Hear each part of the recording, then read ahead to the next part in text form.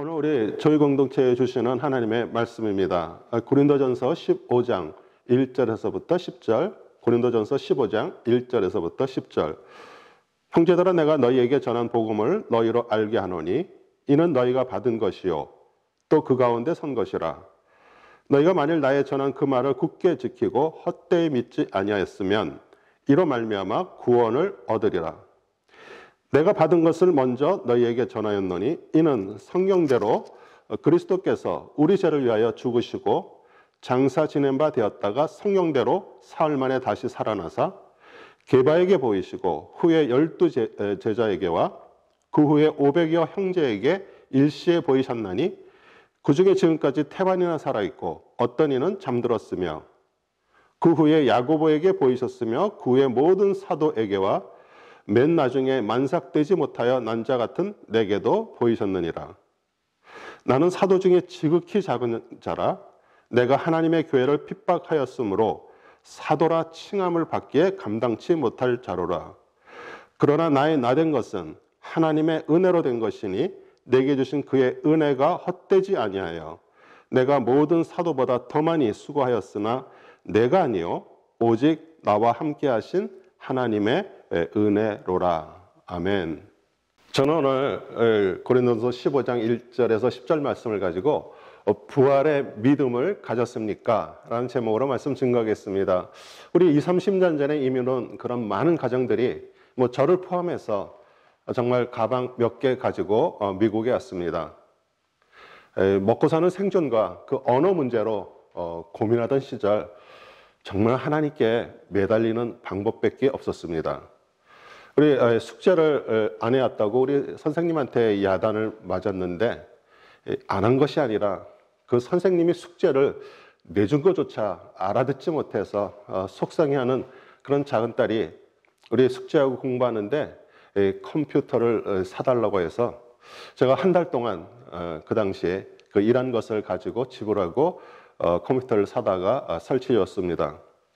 고등학교 졸업식 날 5명의 졸업생들이 강단에서 그 짧은 졸업 소감을 발표하는데 작은 딸이 또 그 중에 포함되어 오늘 본문 10절을 낭독했습니다. 그러나 나의 나된 것은 하나님의 은혜로 된 것이니 내가 아니요 오직 나와 함께 하신 하나님의 은혜로라. 사실 우리 모두 하나님의 은혜가 아니면요 오늘 이 자리에 앉아 있을 수 없습니다. 우리 사도 바울은 그리스도의 그 부활의 그 믿음을 말하면서 너희가 복음을 듣고 굳게 지키고 헛되이 믿지 아니하면 구원을 받았다라고 선포합니다. 사실 많은 사람들이 이 복음과 구원에 관심이 없고요. 그냥 세상을 즐기면서 자신의 힘으로 살아가려고 애를 씁니다. 몇 년 전에 한 미국 청년이 교회 문을 두드리며 먹을 것을 달라고 해서 제가 들어오라고 그래서 제가 햄버거를 만들어 주었습니다. 저는 한마디도 하지 않았는데 밥 한 끼 주면서 그 예수 이야기 하지 말라고 해서 그냥 배부르게 먹여서 보냈습니다. 배가 얼마나 고팠으면 교회를 찾아와서 밥을 달라고 했을까요? 그 한 끼에 그 육신의 배는 채웠는지 모르지만 정말 복음을 듣지 못하고 떠나는 그 청년의 그 뒤를 바라보면서 정말 마음이 아팠습니다. 그러나 더 안타까운 사실은 교회 안에 있으면서도요, 복음을 들었는데도요, 그 믿음을 합치지 못해 구원을 받지 못한 성도들이 있다는 사실입니다.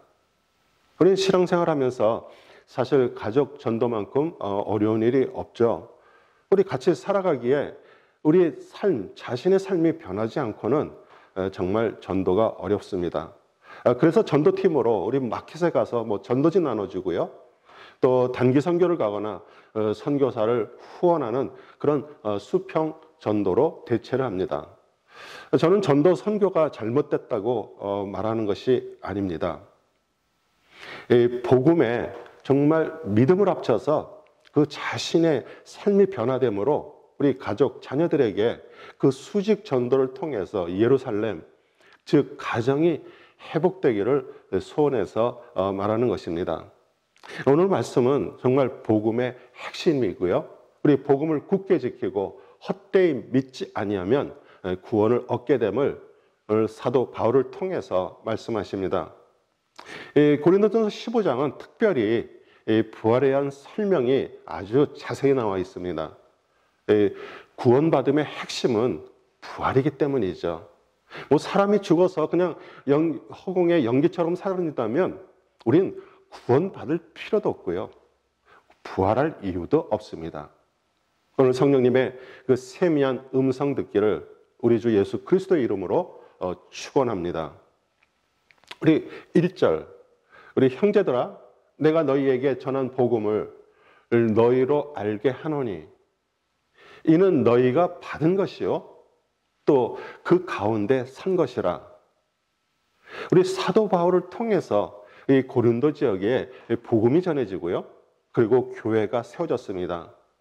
이 고린도 지역은 운하가 있는 그런 항구 도시로 그 선원들을 위해서 술집이 많았습니다. 그리고 한 1000명 이상 되는 그 매춘 여사제들이 있는 그 유명한 그 아프로디테 신전도 이곳에 있습니다. 우리 고린도의 그런 도덕적인 타락상은 우리 헬라어로 코린티아즈마이, 이렇게 고린도처럼 행하다라는 단어가 그 매춘 행위를 행하다라는 그런 뜻을 가지고 있는 것만 보아도 알 수가 있죠. 바울은 이곳 그 고린도에 머물면서 이 로마서를 썼는데 그 이런 배경으로 우리 크리스찬들의 그 거룩함, 이 성화의 중요성을 교리적으로 정리한 것이 이 로마서입니다. 고린도전서 1장에서부터 14장은 그 교회 안에 정말 여러 가지 문제들에 대해서 우리 해결책을 제시하고요.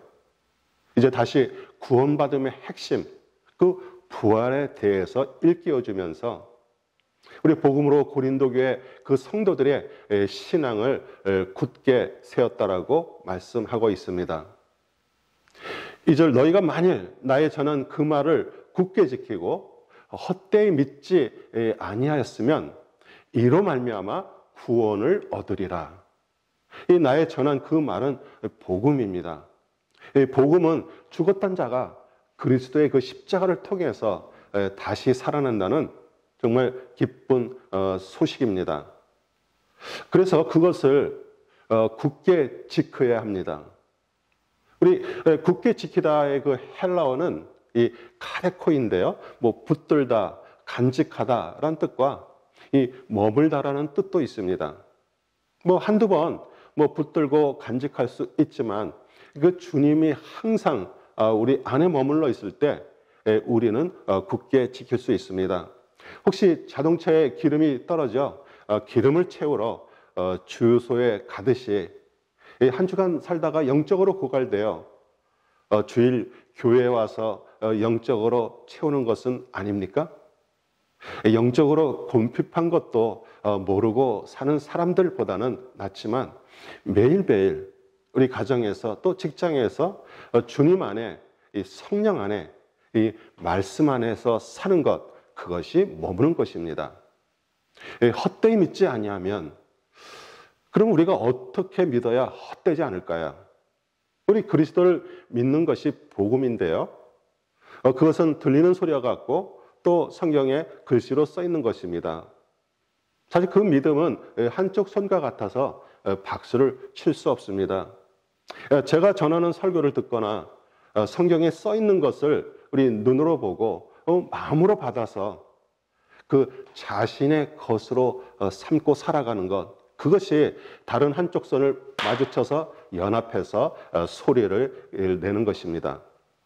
골로새서 2장 2절 이는 저희로 마음의 위안을 받고 사랑 안에서 연합하여 원만한 이해의 모든 부요에 이르러 그 하나님의 비밀인 그리스도를 깨닫게 하려 함이라.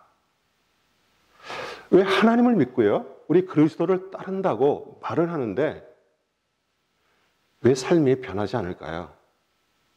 하나님은 정말 모든 것을 할 수 있는 그 전지전능하신 분이십니다. 진리입니다. 하지만 사람이 해야 할 부분이 있고요. 우리 하나님이 하실 일이 따로 있습니다. 우리 어린아이일 때 그 부모가 도와주지 않으면 우리 성장할 수 없습니다. 마찬가지로요. 우리의 신앙이 어릴 때 정말 하나님께서 많은 부분들을 도와주셨지만 이제 성숙한 신앙으로 우리 홀로 서기를 해야 됩니다. 우유나 먹는 그 어린 아이에서 벗어나 그 단단한 음식을 먹어야 합니다. 히브리서 5장 12절 때가 오래되었으므로 너희가 마땅히 선생이 되었을 터인데 너희가 다시 그 하나님의 말씀의 초보에 대하여 누구에게서 가르침을 받아야 될 처지이니 단단한 음식을 못 먹고 젖이나 먹어야 할 자가 되었도다. 우리 3절 4절에 내가 받은 것을 먼저 너희에게 전하였노니 이는 성경대로 그리스도께서 우리 죄를 위하여 죽으시고 장사 지낸 바 되었다가 성경대로 사흘 만에 다시 살아나사 우리 메시아 그리스도가 오셔서 그 받으실 고난과 또 십자가의 죽음과 장사됨에 대해서 우리 이사야 선지자는 예수님이 오시기 전 700년 전에 미리 본 것처럼 예언을 하였고요. 우리 이사야서에 썼기에 우리 성경대로라고 말합니다. 이사야서 53장 5절 그가 찔림은 우리의 허물을 인하며 그가 상함은 우리의 죄악을 인함이라. 그가 징계를 받음으로 우리가 평안을 누리고 그가 채찍에 맞음으로 우리가 나음을 입었도다.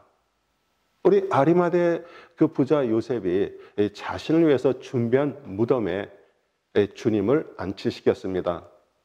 9절 그는 강포를 행치 아니하였고 그 입에 괴사가 없었으나 그 무덤이 악인과 함께 되었으며 그 묘실이 부자와 함께 되었도다. 우리 그리스도는 육신으로는 다윗의 자손으로 오셨고요. 우리 다윗은 정말 많은 시편에서 그 예수님께서 죽으시고 부활하실 것을 예언했습니다. 시편 16편 10절 이는 내 영혼을 음부에 버리지 아니하시며 주의 거룩한 자로 썩지 않게 하실 것임이니이다. 우리 십자가에서 죽음을 당하신 것은 여러분과 저의 그 죄로 인해서 하나님께 저주를 받으신 것입니다. 우리 신명기 21장 23절 그 시체를 나무 위에 밤새 두지 말고 그 날에 장사하여 내 하나님 여호와께서 내게 기업으로 주시는 땅을 더럽히지 말라. 나무에 달린 자는 하나님께 저주를 받았음이니라. 이와 같이 우리의 그 죄 때문에 저주를 받으시고요. 죽으셨다가 3일 후에 그 부활하셔서 우리를 속량하셨습니다. 우리 속량이라는 단어는요, 특히 그 하나님을 대상으로 쓰이고요. 그분을 그 만족시키거나 그분의 진노를 가라앉힌다는 의미입니다. 우리 속량은 그 화를 달래는 부분과 또 그와 화해한다는 두 부분으로 구성된 행위이죠. 고대 그 이교도들과 많은 종교에서 인간이 신에게 그 다양한 선물과 희생물을 드림으로 그 신의 진노를 달랜다고 생각했습니다. 그러나 성경은요, 하나님께서 스스로 그 자신의 진노를 가라앉히시고 그 죄된 인간이 그 하나님과 화목할 수 있는 그 유일한 길은 예수님의 십자가 사건입니다. 로마서 3장 24절 25절이 이 복음의 핵심입니다. 그리스도 예수 안에 있는 속량으로 말미암아 그 하나님의 은혜로 값없이 의롭다 하심을 얻은 자 되었느니라. 이 예수를 하나님이 그의 피로써 믿음으로써 말미암는 그 화목제물로 세우셨으니 이는 하나님께서 길이 참으시는 중에 전에 지은 죄를 간과하심으로 자기의 의로우심을 나타내려 하심이니. 그 하나님의 그 완전한 희생이신 그 예수 그리스도 안에 있는 믿음으로 말미암아 우리는 하나님과 화해할 수가 있습니다. 우리 그리스도께서 십자가에서 죽으시고 이 3일 만에 그 부활하셨기 때문에 우리의 죄로 인해서 우리는 지옥 가기에 합당한 우리가 거룩한 이 하나님과 화해하게 되었습니다. 이 복음의 그 놀라운 진리는 우리 그리스도인들이 하나님의 진노로부터 구원을 받고 하나님과 화해하실 수 있다라는 것이고요. 그것이 하나님의 사랑으로 표현됩니다. 요한에서 4장 10절 사랑은 여기 있으니 우리가 하나님을 사랑한 것이 아니요 하나님이 우리를 사랑하사 우리의 죄를 속하기 위하여 화목제물로 그 아들을 보내셨습니다. 우리 죄인에 대한 그 하나님의 진노를 달래고요. 우리가 하나님과 그 화해할 수 있는 그 유일한 방법은 오직 예수 그리스도뿐임을 믿으시기 바랍니다. 그래서 5절에서 7절 게바에게 보이시고 후에 12제자에게와 그 후에 500여 형제들에게 일시에 보이셨나니 그 중에 지금까지 태반이나 살아있고 어떤 이는 잠들었으며 그 후에 야고보에게 보이셨으며 그 후에 모든 사도에게와 우리 게바는 베드로죠. 그리고 12제자 그 500여 명의 그 형제들 또 야고보에게 보이셨고요. 정말 또 그것을 오늘 이 말씀으로 증언하고 있습니다. 왜냐면요. 그 예수님의 무덤을 지키고 있던 군인들이 제사장들로부터 뇌물을 받고요. 제자들이 그 예수님의 시체를 훔쳐갔다고 소문을 퍼뜨렸습니다. 마태복음 28장 15절 군인들이 돈을 받고 가르친 대로 하였으니 이 말이 오늘날까지 유대인 가운데 두루 퍼지니라. 그래서 많은 유대인들이 부활을 믿지 않았습니다. 사람은 누구나 죽지만 그 부활이 없다면 그리스도를 믿을 이유도 없고요. 여러분과 저는 정말 세상 사람들보다 더욱 불쌍한 사람들입니다. 또한 우리의 죄는 처리되지 않아 그 하나님의 진노가 그대로 있습니다. 오늘 17절 말씀입니다. 그리스도께서 다시 사신 것이 없으면 너희의 믿음도 헛되고 너희가 여전히 죄 가운데 있을 것이요. 오늘 또 8절 9절 맨 나중에 만삭되지 못하여 난자 같은 내게도 보이셨느니라. 나는 사도 중에 지극히 작은 자라. 내가 하나님의 교회를 핍박하였으므로 사도라 칭함을 받기에 감당치 못할 자로라. 우리 죽은 자 가운데서 살아나신 그리스도를 그를 목격한 많은 목격자들의 증거에 의해서 여러 번 서로 다른 곳에서 그를 보았다는 것은 그리스도께서 죽음에서 그 부활하셨다는 정말 움직일 수 없는 증거가 됩니다. 심지어 바울도 그들 중 가장 마지막으로 예수 그리스도를 그를 목격할 수 있는 은혜를 받았습니다. 주 예수께서는 그가 그 다메섹으로 그 예수 믿는 자들을 잡으러 갈 때 나타나셨습니다. 이 사도행전 9장 4절 5절 땅이 엎드러져 들음에 소리가 있어 가라사대 사울아 사울아 내가 어찌하여 나를 핍박하느냐 하시거늘 대답하되 주여 니시오니이까 가라사대 나는 내가 핍박하는 예수라. 왜 자신을 만삭되지 못하여 난자라고 이렇게 표현을 했을까요? 우리 만삭되지 못한 그 헬라어 단어가 액트로마인데요. 이 낙태되다 유산돼서 죽은 아기란 뜻입니다. 그는 유산된 아기와 같은 자기를 택하셔서 사도로 부르셨다라고 말하고 있습니다.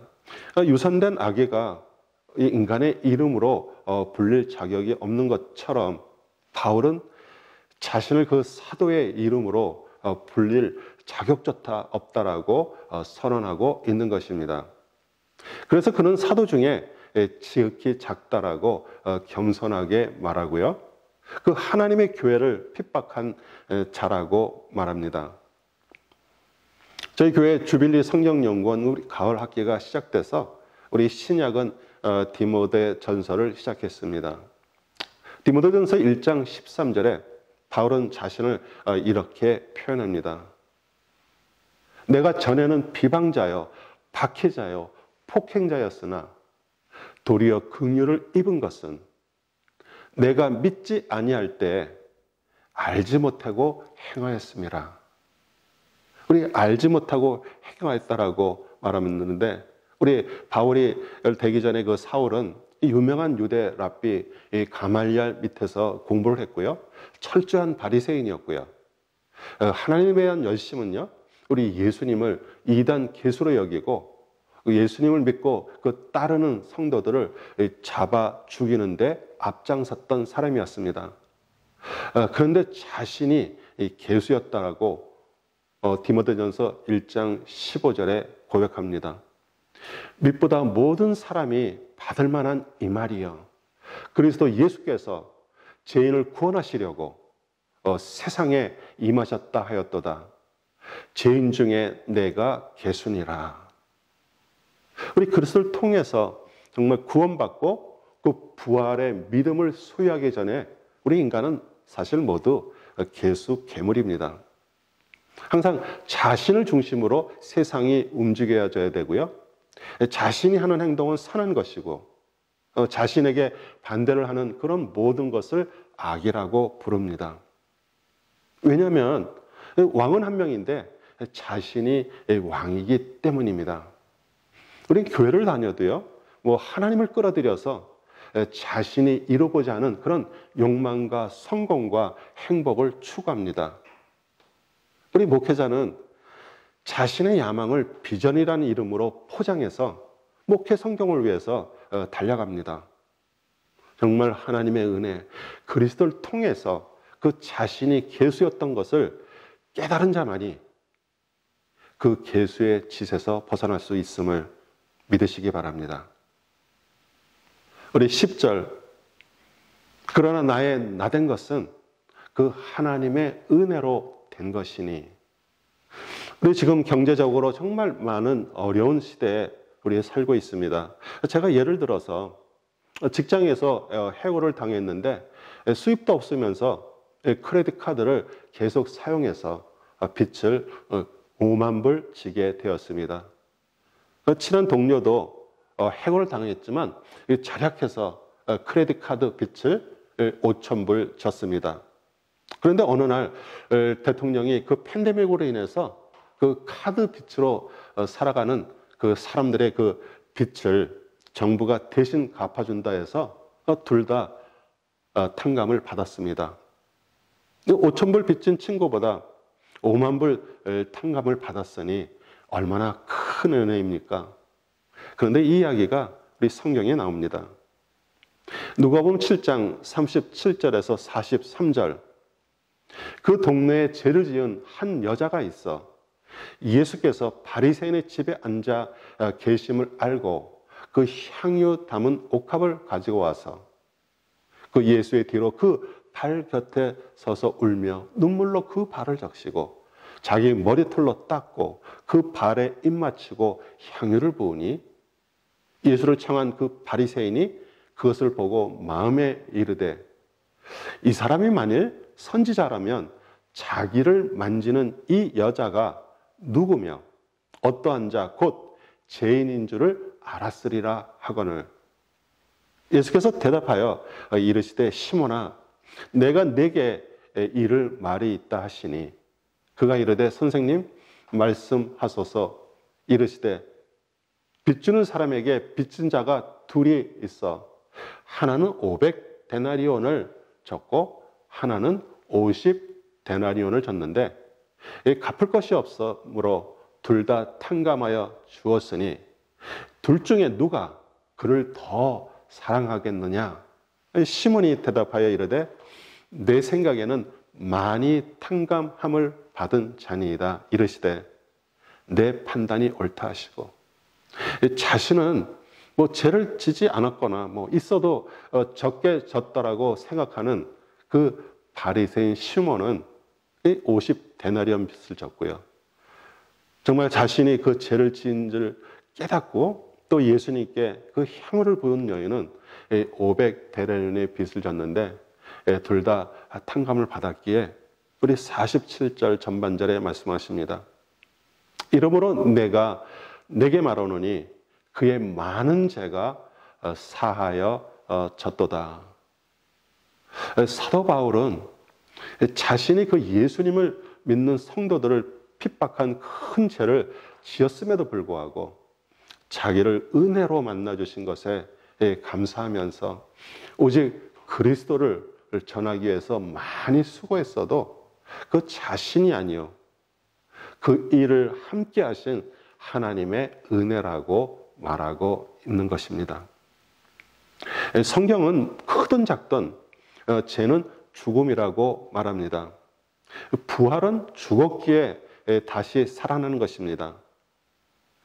자신의 죄이라는 것을 고백하고 그 구약에서 자신의 죄를 대신해 동물을 죽여 죄를 용서받는 것처럼 우리 예수님의 우리의 죄 때문에 십자가에서 죽은 것을 믿고 우리 부활하신 그리스도를 그 마음에 받아서 살아가는 것, 그 구원받은 성도의 삶입니다. 이 세상에서 하나님의 그 자녀들이 살다가요, 숨이 멈추는 순간에 그리스도가 마음에 있는 성도는 우리 생명의 부활로 살아나 우리는 천국에서 주님과 함께 영원한 삶을 살아가게 됩니다. 여러분은 그 부활의 모습을 어떻게 생각하고 어떻게 상상하고 있습니까? 하나님은 자연을 통해서 우리에게 모든 것을 보여주고 계십니다. 제 외삼촌이 한국에서 나비 박사였습니다. 평생 나비만 채집하고 연구하셨는데 그 나비 이름 중에 저희 삼촌 이름을 있는 딴 나비가 있고요. 집에 그 온 방에 온갖 형형색색의 나비를 채집해서 박제로 만든 상자들이 가득했습니다. 나비는 알을 낳고 시간이 지나면 그 알이 부화돼서 애벌레로 태어나서 남은 잎을 갉아먹고 자랍니다. 그리고 겨울이 되기 전에 그 껍질이 굳어지면서 그 번데기로 죽은 것처럼 되어 추운 겨울을 지냅니다. 그러나 이제 봄이 되면 그 번데기의 껍질을 벗고 깨고 나와서 정말 아름다운 날개를 가진 이 나비가 됩니다.